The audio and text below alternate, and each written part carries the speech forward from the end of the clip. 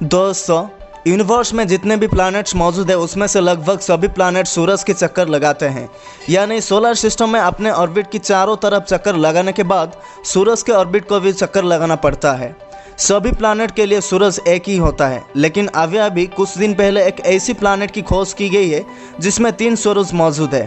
क्या आप 3 सूरज वाले प्लैनेट के बारे में जानना चाहते हैं? अगर हाँ तो इस वीडियो को अंत तक जरूर देखिए। एस्ट्रोनॉमर्स ने धरती से 1800 प्रकाश वर्ष दूरी पर स्थित एक ट्रिपल स्टार सिस्टम में एक्सोप्लैनेट के अस्तित्व की पुष्टि की है। मल्टी स्टार सिस्टम में रहने वाले प्लैनेट्स में से यह प्लैनेट बहुत अजीब है। KOI 5AB का पहला ट्रेस 2009 में नासा के केपलर स्पेस टेलीस्कोप द्वारा दिखा गया था, लेकिन यह मिशन शुरुआती था, इसीलिए एक्सोप्लैनेटरी उम्मीदवार को आसान लक्ष्य को पक्ष में रखा गया था। नासा के एक्सोप्लैनेट साइंस इंस्टीट्यूट का चीफ साइंटिस्ट डेविड शियाडी कहते हैं कि केपलर टेलीस्कोप बहुत सारे एक्सोप्लैनेट को डिस्कवर करने लगा था, इसीलिए उन्होंने KOI 5AB प्लैनेट को ध्यान नहीं दिया था। नासा की ट्रांजिटिंग एक्सोप्लैनेट सर्वे सैटेलाइट और केक ऑब्जर्वेटरी टेलीस्कोप की मदद से KOI 5AB प्लैनेट को बोनाफाइड एक्सोप्लैनेट के रूप में डिस्कवर किया गया था। KOI 5AB प्लैनेट को कंफर्म करने के लिए 2 मेथड की इस्तेमाल किया गया था, जिसमें पहला मेथड का नाम था ट्रांजिट मेथड। इस मेथड में ऑर्बिटिंग प्लैनेट सूरज के सामने छोटा सा झलक के साथ गुजरता है, और दूसरा मेथड था ओवल मेथड। इस मेथड में परिक्रमा करने वाले प्लैनेट का हल्का गुरुत्वाकर्षण टग अपने मेजबान तारे में एक पता लगाने योग्य लर्च का कारण बनाता है। ट्रांजिट मेथड के लिए टेस्ट टेलीस्कोप का इस्तेमाल किया गया था और केक टेलीस्कोप का इस्तेमाल ओवल मेथड को डिटेक्ट करने के लिए किया गया था। KOI 5AB प्लैनेट साइज में नेपच्यून प्लैनेट का बराबर है और एक विशालकाय गैस भर्ती प्लैनेट है। यह प्लैनेट ट्रिपल स्टार सिस्टम के भीतर रहता है, जबकि इसकी कक्षा थोड़ी अजीब है। 3 स्टेलर कंपानियंस होने के बावजूद KOI 5AB एक सिंगल स्टार है जो KOI 5A की परिक्रमा 5 दिनों में एक बार करता है। यह होस्ट स्टार KOI 5B नामक दूसरे स्टार के साथ एक दूसरे की कक्षा में पकड़े जाते हैं और हर 30 साल में एक बार दोनों स्टार्स एक दूसरे के चारों ओर घूमते हैं।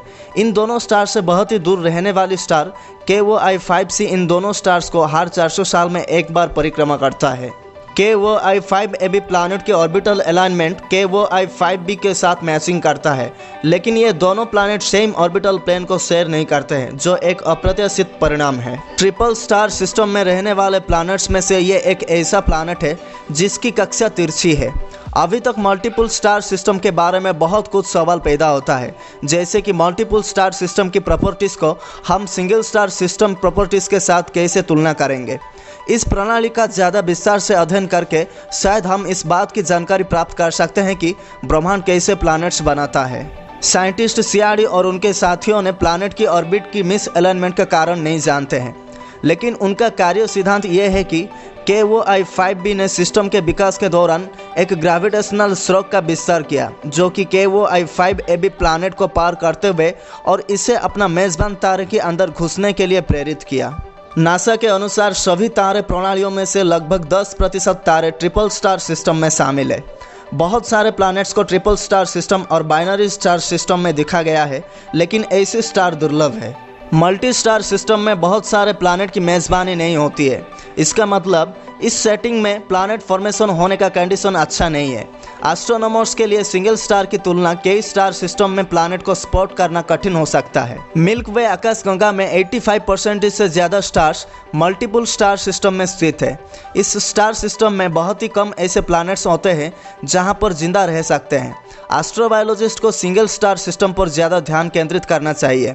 इस सूची को अभी और नीचे गिराया जा सकता है। मिल्की वे में सभी सितारों को 3/4 हिस्सा रेड ड्वार्फ है, जो सोलर फ्लेयर्स के साथ अपना आसपास के प्लैनेट में विस्फोट होते हैं।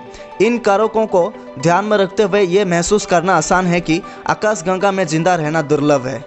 दोस्तों, 3 सूरज वाले प्लैनेट के बारे में जानने के बाद आपको कैसा लगा, ज़रूर मुझे कमेंट सेक्शन में लिख के बताइए। अगर मेरी वीडियो आपको अच्छी लगी तो एक लाइक और शेयर कीजिए और सब्सक्राइब कीजिए मेरे चैनल को, ताकि ऐसे ही इंटरेस्टिंग वीडियो आपको मिलते रहेंगे। थैंक यू दोस्तों, मिलते हैं नेक्स्ट वीडियो में।